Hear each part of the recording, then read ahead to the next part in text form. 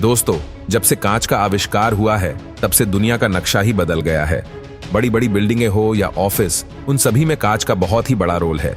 जैसे कि कांच के टेबल, खिड़की, टीवी, लैपटॉप, शीशा जिसमें हम अपना फेस देखते हैं, और की सारी चीजें बनाने में कांच का इस्तेमाल होता है।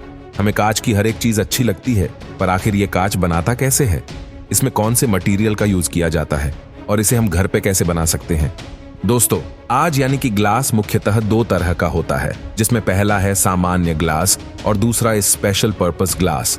और आपकी जानकारी के लिए बता दें कि ज्यादातर सामान्य कांच का ही इस्तेमाल किया जाता है, और हमारे घरों में जो कांच होता है वो भी सामान्य या साधारण कांच ही होता है। और जब भी स्पेशल पर्पस ग्लास किसी खास काम के लिए बनाए जाते हैं, जैसे कि बुलेट प्रूफ ग्लास और कार के विंडो स्क्रीन में लगा ग्लास, लेकिन लगभग 90% चीजों को बनाने में साधारण कांच का ही इस्तेमाल होता है। और आज हम इसी के बारे में जानेंगे। तो चलिए जानते हैं कि कांच को कैसे बनाया जाता है।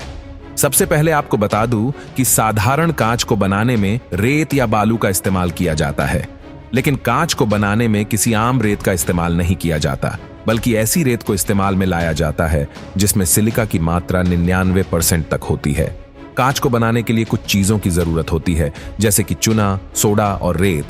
इन सबका का एक मिक्सचर तैयार किया जाता है, जिसमें करीब 75% रेत होती है, 15% सोडा होता है और 10% चूना।